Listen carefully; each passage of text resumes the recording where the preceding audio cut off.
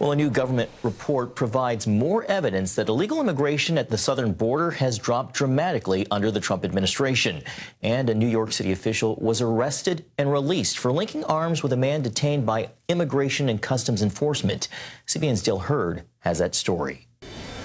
Border Patrol agents did not release a single migrant into the U.S. last month, according to Customs and Border Protection. It's a huge drop compared to May of last year, when the Biden administration allowed 62,000 illegals to enter the country, after President Trump indicated last week that arrests of illegals would cease at farms, restaurants, and hotels because of concerns it will hurt the economy. We can't do that to our farmers, and leisure too, hotels. The administration reversed course, resuming the arrest. A Department of Homeland Security spokesperson said these operations target illegal employment networks that undermine American workers. Trump was asked about the turnaround yesterday. We're going to look everywhere, but I think the biggest problem is the inner cities. We're looking everywhere. Meanwhile, there was a dramatic confrontation over immigration enforcement in New York. Agents arrested New York City Comptroller and mayoral candidate Brad Lander after he linked arms with a man ICE was trying to arrest. Where is it?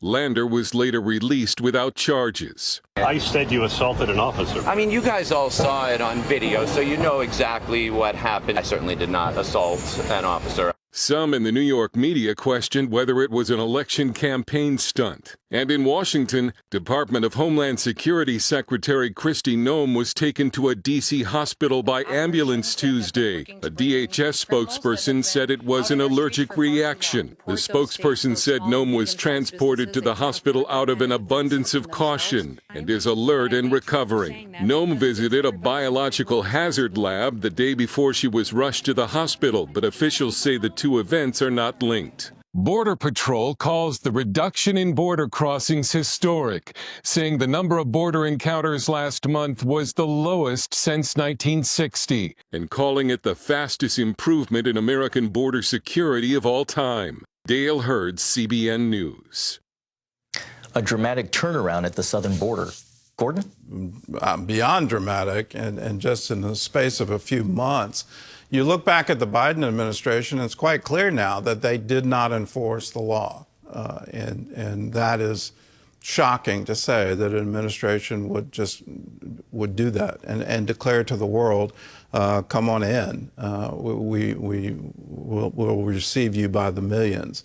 Not realizing the overall impact that would have on our social services, on all the city infrastructures, on apartment rental costs, all of these things skyrocketed during the Biden administration.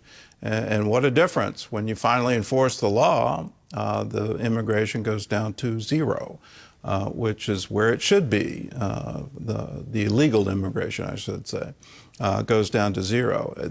People need to follow the rules. If you want to come to the United States of America, you have to follow the rules.